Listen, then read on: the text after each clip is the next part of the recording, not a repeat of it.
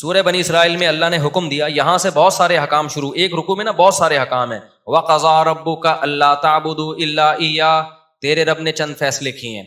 Number 1، دیکھو یہ اسلام کے احکام ہیں، ابھی سے عزم کر لو ہم تمام ان احکام کو فالو کریں گے. اس میں کوئی رفع الدین کا جھگڑا نہیں ہے، کوئی ٹانگیں چوڑی کرنے پتلی کرنے کا جھگڑا نہیں ہے. یہ کس کے حکام ہیں؟ یہ قرآن کے حکام ہیں. نہ اس میں کوئی اہل حدیث دیوبندی بریلوی پھڈا ہے، نہ کوئی اور پھڈا ہے، کوئی فرقہ نہیں. اس کو تو کوئی بھی انکار نہیں کر سکتا نا. تو جنت میں جانے کے لیے یہ کرنا میرے لیے بھی ضروری اور آپ کے لیے بھی ضروری. وہ کیا احکام ہے؟ ابھی سے نیت کرو ہم سب نے ان تمام احکام کو فالو کرنا ہے. پہلا حکم اللہ تعبدوا الا ایاہ، عبادت کس کی ہوگی؟ صرف اللہ کی. عبادت میں وَمَن يَدْعُ مَعَ اللَّهِ، اللہ کے سوا کسی کو پکارنا عبادت ہے. قرآن میں دوسری جگہ پر آتا ہے صرف یا اللہ مدد، یا علی مدد، یا غوث آدم مدد، یا رسول اللہ مدد. یہ نعرے لگانا بولو نا چھوڑ دو. صرف کیا چلے گا؟ یا اللہ مدد، اس کے علاوہ کوئی نعرہ نہیں لگانا. مدد کس سے مانگی جائے گی؟ اللہ سے. بار بار واقعہ سناتا ہوں نا. ایک بندے نے کہا میرا آدھا دھڑ فالج ہو گیا ہے، ہر جگہ چلا گیا ٹھیک نہیں ہو رہا، سنا ہے کہ مزار پہ جانے سے ٹھیک ہو جائے گا، مزار میں جو بابا ہیں ان کے پاس جاؤں گا وہ ٹھیک کر دیں گے، ان کی کرامت ہے. میں نے کہا وہ ان کے دونوں دھڑ کام نہیں کر رہے، تبھی تو ان کو قبر میں دفنایا ہے. ابے بھائی مردے کی ذرا سی انگلی بھی کام کر رہی ہو نا، آدمی ڈر کے بھاگ جائے. بندے کے دونوں دھڑ بالکل کام کرنا چھوڑتے ہیں تبھی اس کو پھٹے پہ لٹا کے غسل دیا جاتا ہے. یہ ہو نہیں سکتا کہ مردے کو آپ غسل دے رہے ہیں، ذرا سی انگلی ہلی یا تو آپ لیٹے ہوئے ہوگے اس کی جگہ خوف سے، ہارٹ اٹیک سے، یا پھر تحقیق کرو گے یہ ہلا کیسے. مردہ اسے کہتے ہیں جس کے دونوں دھڑ بالکل بھی کام نہ کر رہے ہو، چاہے وہ بزرگ ہو یا کوئی بھی ہو.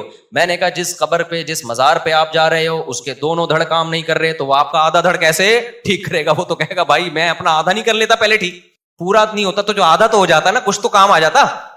تو میرے بھائی جو بیچارہ مر گئے، جو کچھ بھی نہیں کر سکتے، وہ تمہاری بگڑی کہاں سے بنائیں گے؟ تو اللہ تعبدوا الا ایاہ، پکارنا صرف کس کو ہے؟ اللہ کو. اللہ کے سوا کسی کو نہیں پکارنا، نہ قبر والوں سے مانگنا ہے. وبالوالدین احسانا، اچھا عبادت کرو صرف اسی کی، تو اس کا مطلب اس کی بھی کرو. تو اس کی جو عبادت فرض ہے وہ کیا ہے؟ نماز ہے، زکوٰۃ ہے، روزہ ہے، حج ہے. یہ بھی ہمیں کیا کرنا ہے؟ کرنا ہے ہمیں. آگے اللہ فرماتے ہیں وبالوالدین احسانا، اللہ کے بعد سب سے بڑا حق کس کا ہے؟ ماں باپ کا. ماں باپ کے ساتھ اچھا سلوک کرو. کتنا اچھا؟ اما یبلغن عندک الکبر احدہما، دونوں بوڑھے ہو جائیں یا دونوں میں سے ایک بوڑھا ہو جائے، فلا تقل لہما اف، اب بڑھاپے میں ان کی طبیعت میں چڑچڑا پن پیدا ہوگا، بات بات پہ ان کو آئے گا غصہ، اور آپ نے ان کو جوانی میں پورا نچوڑ لیا، اسکول کی فیسیں بھی لے لیں، اماں نے ساری زندگی روٹیاں پکا پکا کے آپ کو کھلا دیں، صبح اسکول تیار کر کے بھیجتی رہی، شام کو آپ کا انتظار کرتی رہی.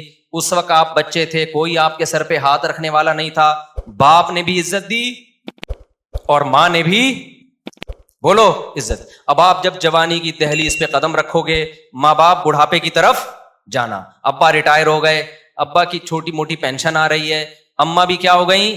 بوڑھی ہو گئیں. اب آپ کو ابا اماں کھلنے لگے، یہ کھانستے کیوں ہیں، یہ اماں ہر وقت چیختی چلاتی کیوں ہیں؟ انگریز نے اس کا بہترین حل سوچا، اٹھا کے عیدی سینٹر میں جمع کرا دو، کیونکہ وہ کہتا ہے ترقی، ایکچولی لائف کو کیا کرو؟ انجوائے کرو. گورا یہی کہتا ہے تمیز سے ملو ہر ایک سے. گورے کے اخلاق بہت اچھے ہوتے ہیں، واقعی اچھے ہوتے ہیں. اب جب بھی پاکستان ہو کوئی نہ کوئی بڑا نظر آ رہا ہوتا ہے ہمیں، بہت اچھے اخلاق ہوتے ہیں، لیکن ابا اماں کے لیے بولو نہیں ہوتے. اللہ کہہ رہا ہے نا نا، کسٹمر کی تو کہیں اللہ بات ہی نہیں کر رہا پورے رکوع میں کہ کسٹمر سے اچھے اخلاق سے بات کرو. اللہ کا ہوتا ہے تو ان کا باپ بھی کرے گا، وہاں ان کا بزنس ہے. اصل تو جو ہیں وہ کون ہے؟ ابا اماں کو. تو گورے نے بولا سائنسی ترقی، ہم نے ترقی کرنی ہے، لائف کو انجوائے کرنا ہے. ابا کھانس رہے ہیں، اٹھا کے کہاں لے جاؤ؟ اولڈ ہاؤس میں کیئر ہوگی، وہاں گورنمنٹ نے ملازم رکھا ہوا ہے، گورنمنٹ کہے گی آپ نہیں ان پہ خرچ کرو گے بلکہ ہم آپ کی 40% سیلری کاٹیں گے اور قوم کے بوڑھوں کو کھلائیں گے. بڈھا کہتا ہے ماشاءاللہ گورنمنٹ ہماری کتنی اچھی، اور پاکستان میں گورنمنٹ بوڑھوں کو نہیں کھلاتی. بھائی پاکستان میں اولاد بوڑھوں کو کھلاتی ہے، گورنمنٹ اس لیے نہیں کھلاتی. گورنمنٹ تو ویسے بھی کسی کو نہیں کھلاتی، گورنمنٹ کا کام تو کھانا ہے، کھلانا تھوڑی ہے. کیا خیال ہے بھائی؟ زیادہ ہو گیا، چلو آگے. اچھے بھی لوگ بھی ہیں، بہرحال اچھے لوگ بھی ہیں الحمدللہ. گورنمنٹ میں کچھ لوگ کھلانے والے بھی ہیں، یہ میں مکھن لگانے کے لیے نہیں کہہ رہا، چونکہ جب میں ٹریولنگ کی ہے نا تو کچھ خاندانی لوگ بھی ہمیں ملے ہیں اور ہر جماعت میں ہیں. تو خاندانی لوگ ہر جگہ مارکیٹ میں ہیں ذرا تھوڑے، تو اس لیے ظاہر ہے جو اکثریت سامنے آتی تو مارکیٹ میں نظر تو وہی آتا ہے نا، لیکن کچھ اچھے لوگ بھی ہیں الحمدللہ.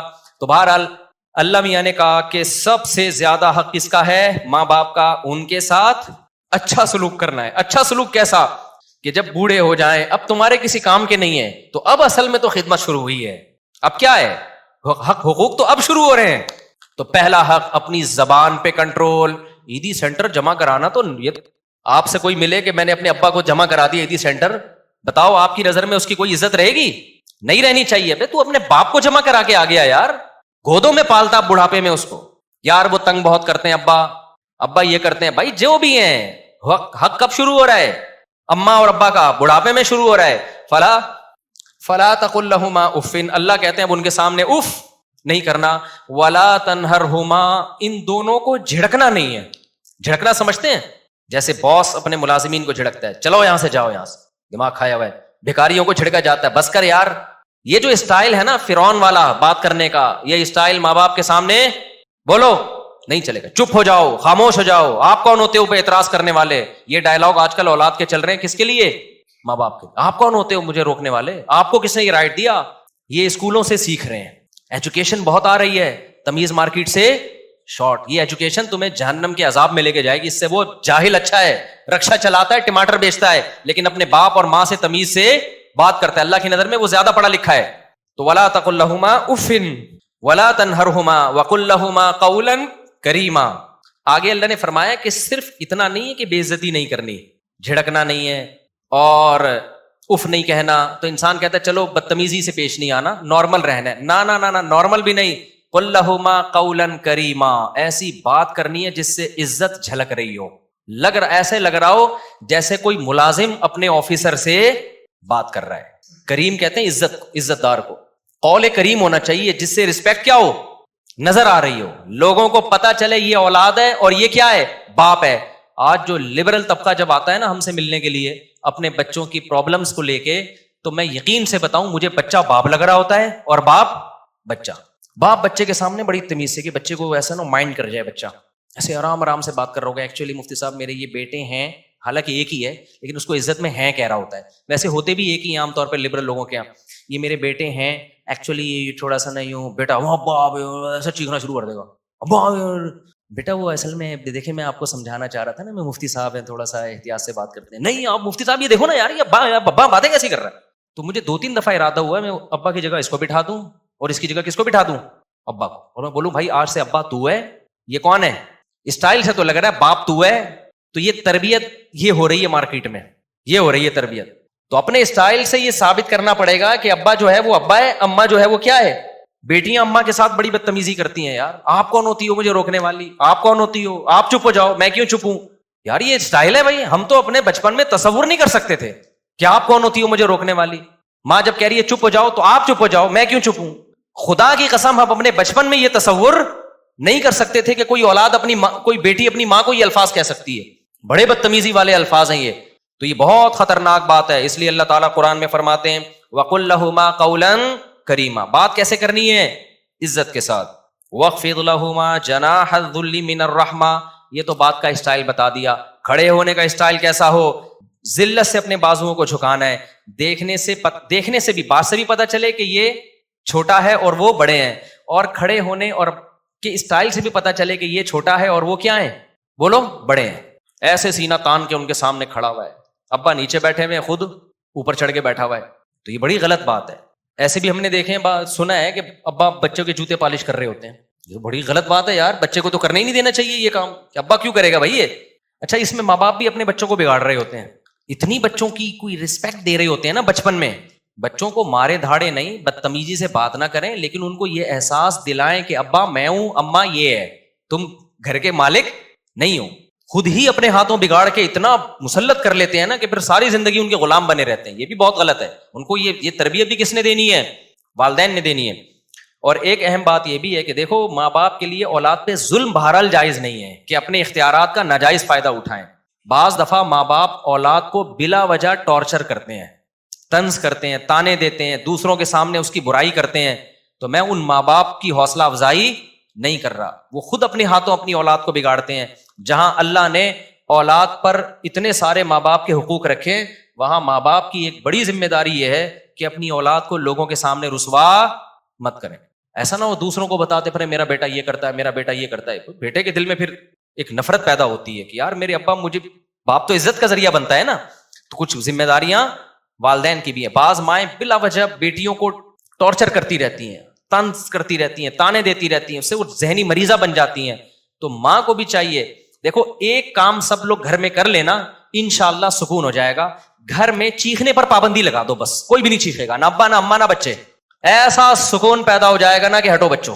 اور اس کے لیے لقمان علیہ السلام والا واقعہ سنا دو. لقمان علیہ السلام نے اپنے بچے سے کیا کہا کہ بچے جب بھی بات کرنا آرام سے. کیوں؟ سب سے بری آواز کس کی ہوتی ہے؟ گدھے کی. گدھے کی بات بری نہیں ہوتی, اسٹائل کیا ہوتا ہے؟ برا ہوتا ہے.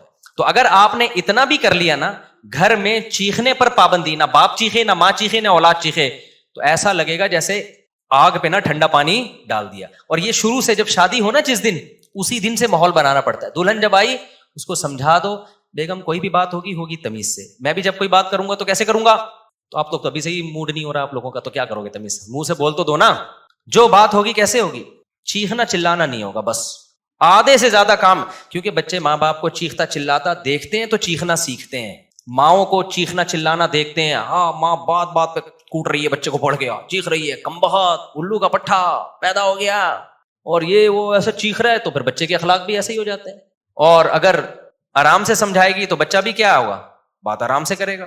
تو یہ بہت اہم پوائنٹ کی بات ہے. گھروں میں چیخنے کے ماحول کو کیا کرو, بول لو نا, تاکہ سبق یاد ہو جائے. ختم کرو بیٹا تمیز سے. تو دلہن جب آئیے اس سے تمیز سے بات کا آغاز کرو.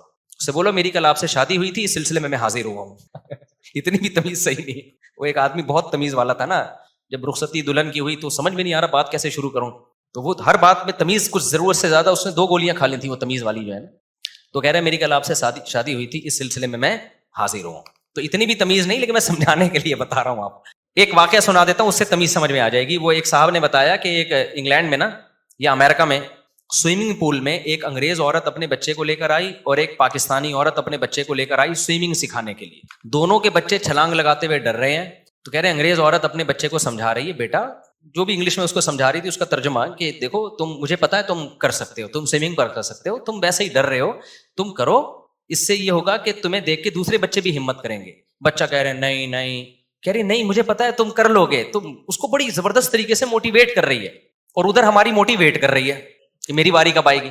ہماری والی جو براؤن تھی وہ کیا کہتی ہے, ان صاحب نے, وہ مولوی صاحب تھے مجھے قصہ سنا رہے تھے, کہنے وہ کہہ رہی لگانا چھلانگ.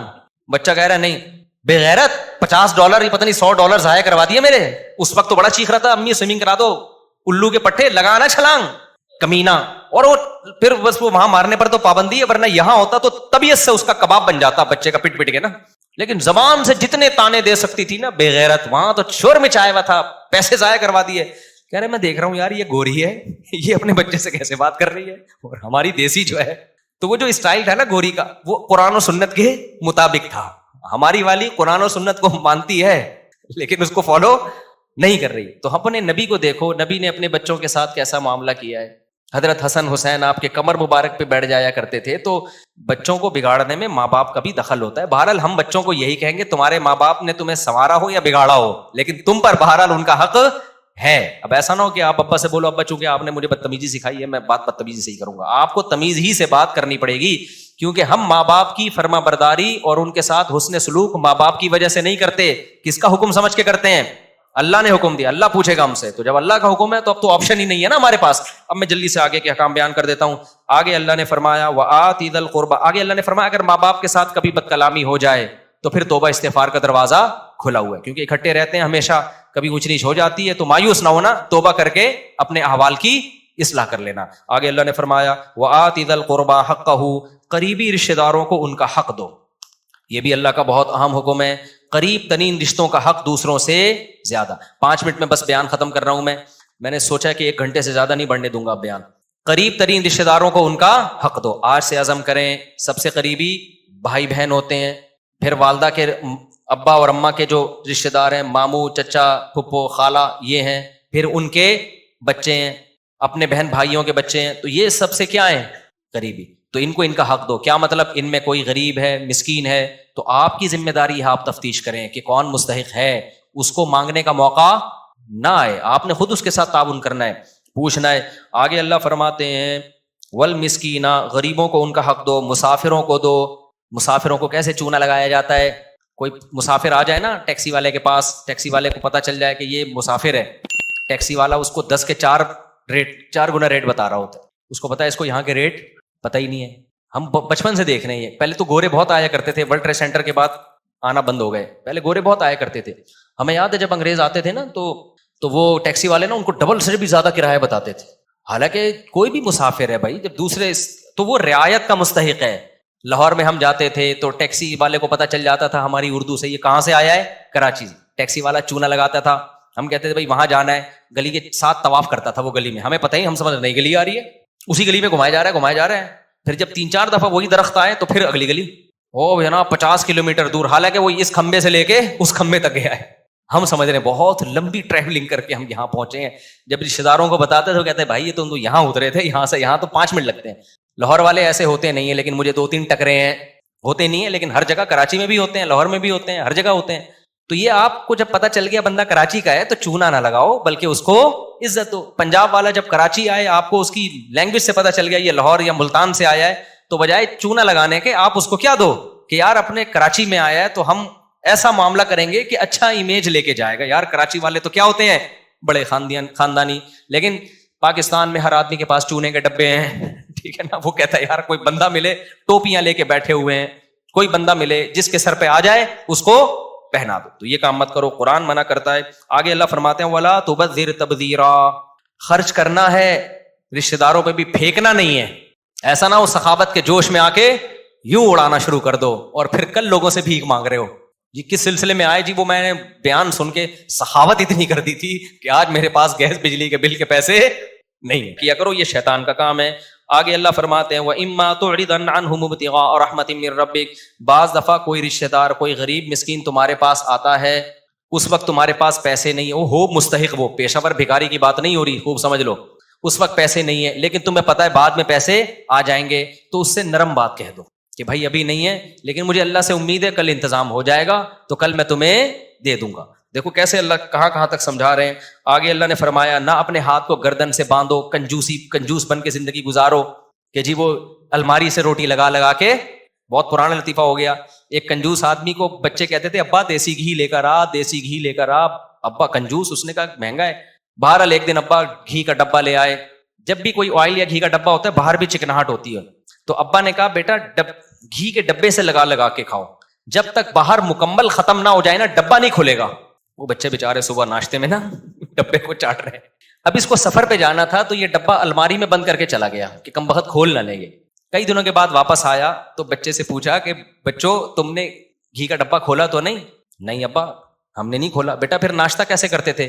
ابا الماری سے روٹی لگا کے کھاتے تھے. وہ بھی کنجوس کے بچے تھے نا. ابا الماری سے روٹی لگا کے کھاتے تھے. اس نے رکھ کے ایک تھپڑ لگایا. بغیر تو کچھ دن گھی کے بغیر صبر نہیں ہو سکتا تھا. یہ کیا ہے؟ ہاتھ گلے سے باندھ لینا. لا تجعل یدک مغلولۃ الی عنقک، اپنے ہاتھوں کو گردن سے مت باندھ. دیا اللہ نے اڑاؤ یار، خرچ کرو، لیکن ولا تبسطھا کل البسط، ایسے ہاتھ بھی نہ پھیلا دو. ایسا نہ ہو کہ اپنی چادر سے زیادہ پاؤں پھیلانا شروع کر دیے، جیسے شادیوں میں لوگ اڑا رہے ہوتے ہیں نا. ایک ولیمے میں ایسا پیسہ اڑایا، پھر مجھے آ کے کہہ رہے ہوتے ہیں آپ دوسری شادی کی بات کرتے ہو، خرچہ ایک میں اتنا ہو جاتا ہے. بھائی تم نے جس اسٹائل میں ولیمہ کیا اس میں تھوڑی، اس میں تو ایک بھی نہیں ہوتی. جو تم جس طرح کے خرچے کر رہے ہو، ایسے اڑا رہے ہوتے ہیں ذرا سی تقریبات پر، اس کے بعد کچھ ہے ہی نہیں. اچھا یہ خوب سمجھ لو، ہر آدمی اپنی حیثیت کے مطابق خرچ کرے گا. بعض دفعہ لوگ کہہ رہے ہوتے ہیں وہ فلاں مالدار نے ڈیفنس میں اتنے بڑے ہوٹل میں ولیمہ کیا ہے اور اتنا لگژری کھانا، یہ تو اسراف ہے. بھائی اس کی کروڑوں کی آمدن ہے، اس کے لیے یہ دال چاول ہیں، ٹھیک ہے نا. تو یہ جو اسراف کی ڈیفینیشن ہے نا، یہ ہر ایک کے حق میں مختلف ہے. جن کو زیادہ دیا ان کے لیے کچھ بھی نہیں ہے، جن کو کم دیا ان کے لیے تو 2 دیگیں بھی ہو سکتا ہے بہتوں. تو اسراف میں کبھی کسی کو دیکھ کے کہ اتنا زبردست اس نے انتظام کیسے کر لیا، تو وہ اس پہ آپ نہیں حکم لگا سکتے. اس کی ہر آدمی اپنی آمدن کے حساب سے خرچ کرتا ہے اور کرنا بھی چاہیے.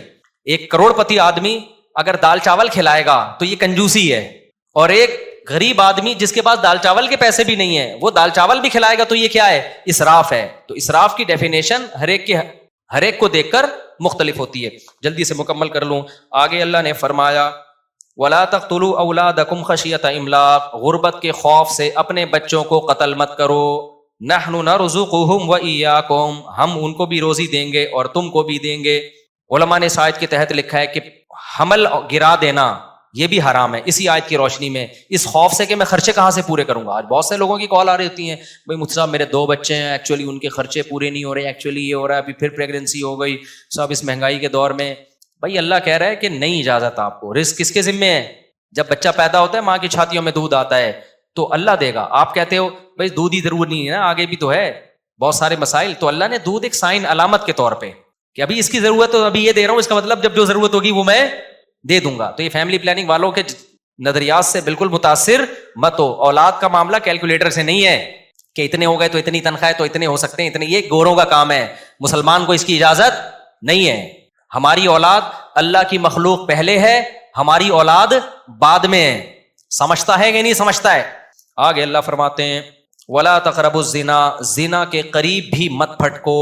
دیکھو جتنے بھی احکام اللہ نے بتائے نا اس میں کسی میں یہ نہیں کہا کہ اس جرم کے قریب بھی مت جاؤ. واحد ایک زنا ہے جس کے بارے میں کہا اس کے قریب بھی مت جاؤ، کیونکہ جو قریب جاتا ہے وہ زنا کر لیتا ہے. قریب جانے کا کیا مطلب؟ موبائل میں لڑکیوں کے نمبر رکھے ہوئے ہیں، بلاک کر دو نمبر سارے.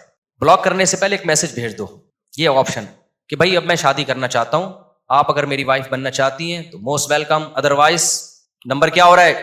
بلاک. پھر دوسری کو بھیجو، پھر مسرت کو بھیجو، پھر کائنات کو بھیجو، پھر راحت کو بھیجو. وہ ہے نا لطیفہ، میں بہت دفعہ سن لیا، یہی ہوتا ہے نا. یہ ساری لیڈیز جن کے نمبر آپ نے سیو کیے ہوئے ہیں ان کو، ورنہ پھر وہی ہوگا جو اس بندے کے ساتھ ہوا تھا. ایک بندے کی شادی ہوئی، بیگم کو کہہ رہا ہے کہ آج سے تم میری کائنات، تم میری مسرت، تم ہی میری راحت اور تم ہی میری فرحت. وہ تو ویسے ہی کہہ رہا ہے، وہ سمجھی اپنی گرل فرینڈ کے نام بتا رہا ہے. تو فوراً کہتی ہے اچھا پھر تم ہی میرے غفار بھی، تم ہی میرے ستار بھی، تم ہی میرے وسیم بھی، تم ہی میرے غفور بھی، سب کچھ تم ہی. وہ حیران یار یہ کیا ہو رہا ہے مارکیٹ میں. تو وہ راز پھر اگلنا شروع ہو جاتے ہیں. ٹھیک ہے نا، پاک دامنی والی زندگی گزارو. تو اللہ فرماتے ہیں زنا کے قریب بھی مت پھٹکو، یہ بہت بڑا گناہ ہے، اور کسی انسانی جان کو قتل مت کرو. آگے اللہ فرماتے ہیں وَلَا تَقْرَبُوا مَالَ الْيَتِيمِ، یتیم کے مال کے بھی قریب مت جاؤ. یہاں بھی قریب جانے کا، قریب جانا کا یتیم کسے کہتے ہیں؟ آپ کے بھائی کی ڈیتھ ہو گئی، اس کے چھوٹے چھوٹے بچے ہیں تو چچا ان بچوں کی وراثت کھا جاتا ہے، بڑا بھائی چھوٹے بھائیوں کی وراثت کھا جاتا ہے. یتیم کا مطلب یہ نہیں کہ عیدی سینٹر سے یتیم بچوں کے چپل کوئی چوری کر رہا ہے جا کے، یہ عربوں میں نہیں ہوتا تھا. یتیم کا مطلب ہے کہ جب باپ مر گیا تو چھوٹے بچوں کی وراثت رشتہ دار کھا جاتے ہیں. اللہ کہتے ہیں یہ کام مت کرنا. وَأَوْفُوا الْكَيْلَ إِذَا كِلْتُمْ، ناپ تول میں کمی مت کرو. اپنا حق لینے کی باری آتی ہے تو پورا حق لیتے ہو، دینے کی باری آتی ہے تو ڈنڈی مارتے ہو، ایسا مت کرو. اوفوا بالعہد، معاہدوں اور ایگریمنٹ کو پورا کیا کرو. آگے لا تخف ما لیس لک بہ علم، جب تک مکمل نالج نہ ہو کسی چیز کے در پہ نہ ہو تبصرہ مت کیا کرو. فلانے نے یہ کر دیا، فلانے نے یہ کر دیا. کل مجھے کسی نے پوسٹ بھیجی کسی آفیسر کے بارے میں کہ وہ یہ کروڑوں روپے کھا گیا اور یہ کر رہا ہے. میں نے کہا آپ نے خود اپنی آنکھوں سے دیکھا ہے کتنے روپے کھا گیا؟ وہ اپنی آنکھوں سے دیکھا ہے؟ کہہ رہے نہیں میں نے دیکھا تو نہیں ہے، لیکن یہ دیکھو ثبوت ہے. میں نے کہا ان ثبوت کو تجزیہ آپ کو اینالائز کرنا آتا ہے؟ آپ تجزیہ کرنا آتا ہے؟ آپ جج ہو؟ کہہ رہے یار. میں نے کہا کیوں بلا وجہ کچھ بھی چلا دو مارکیٹ میں پھیل جاتا ہے، سچ بہت کم بولا جاتا ہے. تو کبھی کسی کی باتوں میں آ کے کسی کو تبصرہ کرنا، کسی ادارے کو برا کہنا، کسی فرد کو برا کہنا، یہ اپنی زندگیوں سے ہمیشہ کے لیے کیا کر دو؟ ختم. جب تک 2 اور 2 4 کی طرح واضح دلائل آپ کے پاس نہ ہو. کسی کو بھی بدنام کرنا ہو نا، فیس بک پہ آپ پوسٹیں چلا دو، پھیل جاتی ہیں. لوگ کہہ رہے ہیں یہ دیکھو کیا کر رہا ہے. پہلے یہ تو دیکھو کہ اس نے یہ میرے بارے میں بھی چلاتے ہیں، کبھی عمران خان کے بارے میں، کبھی مولانا فضل الرحمان کے بارے میں پوسٹ. میں بیٹھا ہوں مجھے پتہ ہی نہیں، میری ایک پوسٹ آ جائے گی عمران خان امام مہدی میں کوئی فرق ہی نہیں ہے، ایسی زبردست پوسٹ چلا دیں گے. پی ٹی آئی والے زندہ باد، مفتی یہ والی آئی نہیں ہے، اس سے ملتی جلتی. پی ٹی آئی والے زندہ باد، مفتی طارق مسعود زبردست. دوسری آ جائے گی مولانا فضل الرحمان ایسے ہیں، کچھ الٹا سیدھا. جیوا والا ابے اس کی ایسی کی تیسی، ابے اس کی ہے. نہ میں نے ادھر کچھ کہا ہوتا ہے، نہ میں نے جو میں نے تقریریں کی ہوئی ہیں وہ پڑھی ہوئی ہیں، وہ ویڈیو ہے وہ سنو، وہ اس کا میں ذمہ دار ہوں. ایک میری پوسٹ کسی نے چلا دی کہ یزید جنتی ہے، نیچے شیعوں کی گالیاں دبا کے. ابے تم تحقیق تو کرو میں نے بولا بھی ہے کہ نہیں بولا. آگے یہ کہ کیونکہ قسطنطنیہ کی لڑائی میں وہ شریک تھا لہذا وہ کیا ہے؟ جنتی. شیعہ لوگوں نے دبا کے گالیاں لکھی ہیں، یہ یزیدی ہے، یہ فلانا ہے. بھائی تم تحقیق تو کرو یہ کس نے چلایا ہے. ہمارے آفیشیل چینل سے تو کوئی پوسٹ نہیں چلی اب تک. وہ یہی سمجھ رہے ہیں کہ یہ کیا ہے، یزید کو جنت. نہ میں نے اس کو جنتی بولا، نہ میں نے اس کو جہنمی بولا، کچھ بھی نہیں بولا. میں نے اس پہ تبصرہ ہی نہیں کیا. پوسٹ دبا کے کچھ بھی اٹھا کے ڈال دو نا. ہماری قوم میں یہ شعور نہیں ہے کہ تحقیق کریں ایسا ہوا بھی ہے کہ نہیں ہوا. تو چلاتے رہتے ہیں مارکیٹ میں. ہاں ہمارے جو ویڈیو بیانات ہیں اس کا میں ذمہ دار ہوں بھائی، جو میں نے بولے ہیں اس کا میں ذمہ دار ہوں. آپ وہ ویڈیو کٹنگ اس کو بھی کٹ کر کے نہ چلاؤ. ابھی ایک تراویح کا بیان کٹ کر کے چلائے ہوئے لوگوں نے. تراویح کے بارے میں یہ کہہ رہا ہوں کہ نبی صلی اللہ علیہ وسلم سے کوئی تعداد ثابت نہیں ہے. ادھر ٹک یہاں روک دیا. اور اتنی بات کہ بھائی اگر صرف حدیثی کو دیکھنا ہے تو پھر تو غامدی صاحب صحیح کہہ رہے ہیں, یہاں کٹ کیا. دیکھو صاحب کہہ رہے ہیں, غامدی صاحب کیا کہہ رہے ہیں, حالانکہ پوری بات آگے. اچھا اس پہ اتنا پروپیگنڈا ہوا, پھر جامعۃ الرشید میں ہمارے استاذ ہیں مفتی محمد صاحب, ان سے باقاعدہ سوال پوچھا گیا کہ مفتی صاحب نے یہ بولا ہے کہ حدیث میں تو کوئی تذکرہ ہی نہیں ملتا, ثابت ہی نہیں ہے.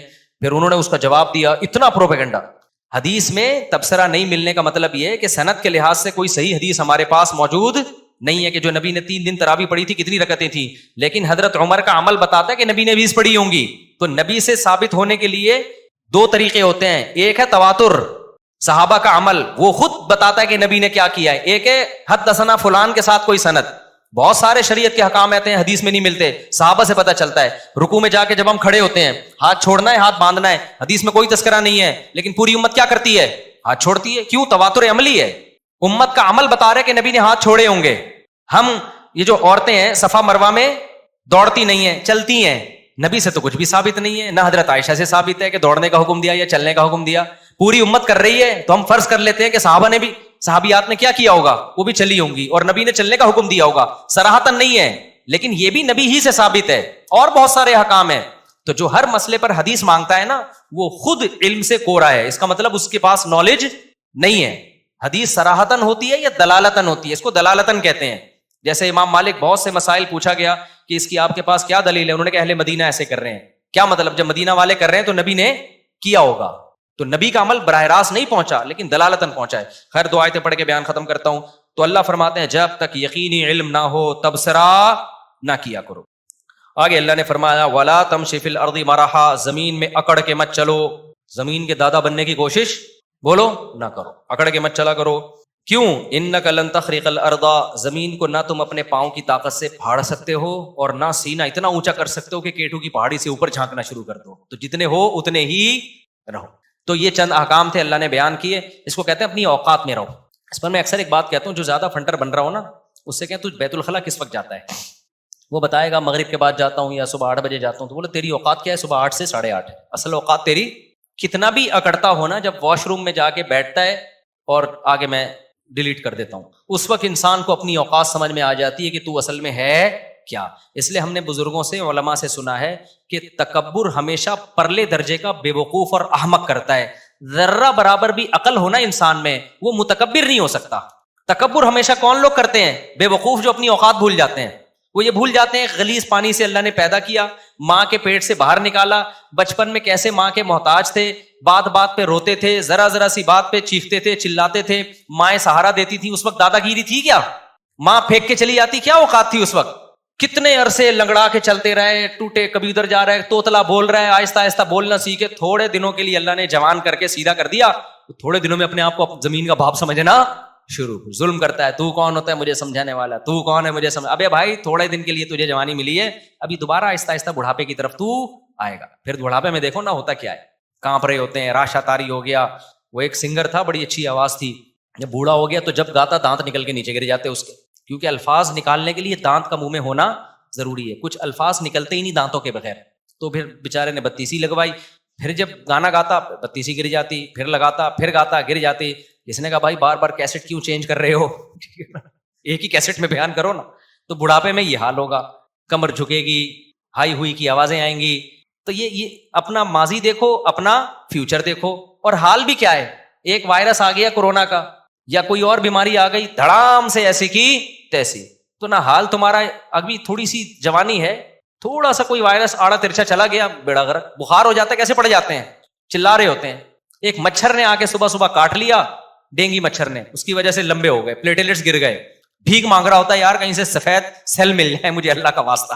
تو تکبر ہمیشہ پرلے درجے کا احمق اور بے وقوف کرے گا, جو تھوڑی سی نعمت ملنے پر اپنی اوقات بھول جاتا ہے. جیسے کسی بھکاری کو آپ نے 3 پیس سوٹ پہنا کے, نہا دھو کے, کشکول لے کے گاڑی میں بٹھا دیا, جبکہ اس کو پتا ہے یہ تھوڑی دیر کے لیے ملا ہے, چھین لیا جائے گا, لیکن وہ بھکاری گاڑی میں بیٹھ کے سیلفیاں لے رہا ہے اور غریبوں کو ٹکرے مارتا ہوا جا رہا ہے, رکشے والوں کو. کوئی رکشے والا آ رہا ہے اس پہ چڑھا رہا ہے, ابے ہٹ بے غیرت, سڑک پہ چل رہا ہے, دیکھ نہیں رہا کون آ رہا ہے. عقل مند کیا کہے گا, ابے تیری اوقات تو رکشے کی بھی نہیں ہے, 2 منٹ کے لیے تجھے گاڑی ملی ہے اور تو اپنی اوقات بھول گیا. تھپڑ لگا کے اس کو سیٹ کیا کرے گا, اتر نیچے. تو اللہ بھی یہی کرتے ہیں. جو تکبر کرتا ہے نا، میں یہ ہوں، آج کل یہ بہت چل رہا ہے مارکیٹ میں یہ ہوں، یہ میں اللہ کو پسند نہیں ہے. تو اس کا نتیجہ نکلتا ہے کہ حدیث میں آتا ہے جو چیز بہت اوپر جاتی ہے اللہ اس کو اسی حساب سے نیچے لے آتے ہیں. تو تکبر سے اپنا ہی نقصان، دماغ بھی خراب ہوتا ہے، ڈپریشن کا مریض بنتا ہے. تواضع اللہ کو پسند ہے، عاجزی اللہ کو پسند ہے. اللہ تعالیٰ سمجھنے کی عمل کی توفیق عطا فرمائے.